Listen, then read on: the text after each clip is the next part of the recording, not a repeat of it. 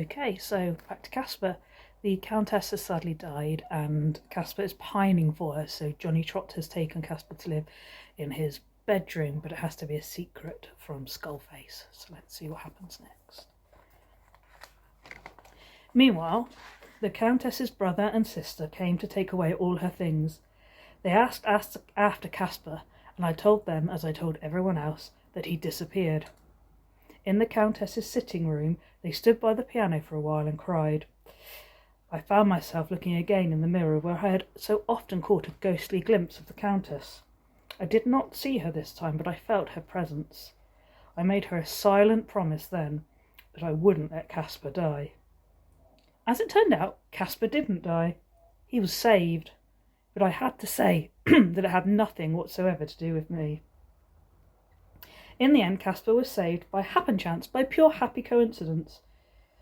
I had seen the Stanton family about in the hotel, but to begin with had paid them very little attention.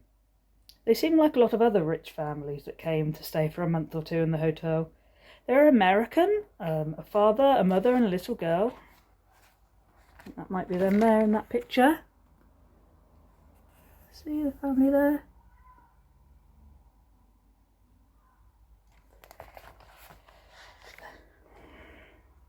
American, father, mother, little girl.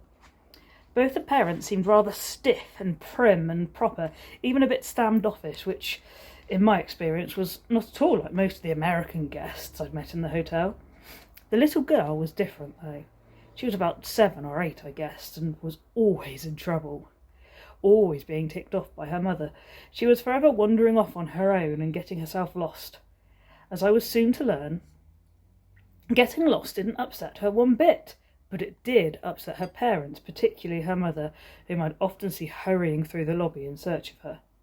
It was from her mother one breakfast time that I learnt the little girl's name. Elizabeth, I'm looking for Elizabeth, she said, rushing up the stairs into the lobby from the Riverside restaurant. All her usual composure was gone. There was a wild and anxious look about her. She's run off again. Have you seen her? Have you seen her? Fortunately, Mr. Freddy was nearby. He was very good in those situations. Don't you worry, Mrs. Stanton. We'll find her for you. She hasn't come through the front door, so she's got to be in the hotel somewhere. Young Johnny here will look upstairs. Every floor, Johnny, make sure you look thoroughly. And meanwhile, Mrs. Stanton, I'll have a good look around here for her. We'll have her back with you in a jiffy, lickety-split, you'll see.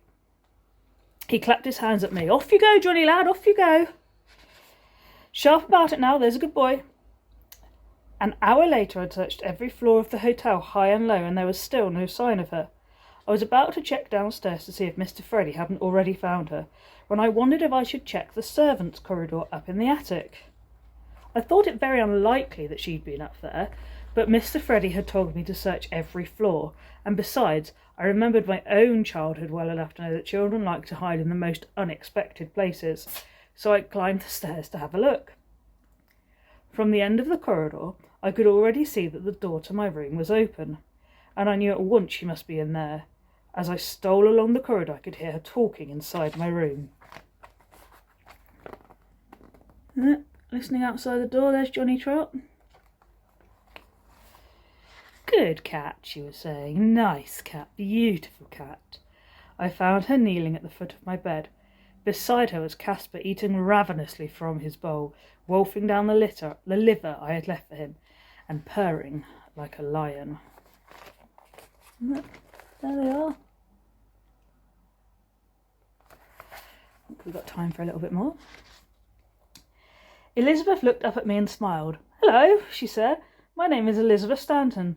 What's the cat called? Kaspar, I told her. Is he yours? Yes, I said, and this is my room too. I knocked and there was no one in, she went on, so I thought it was a good place to hide. I like hiding. And then I saw this cat lying on the bed and he looked so sad. He's very beautiful, but he's very thin, you know, and he doesn't look at all well.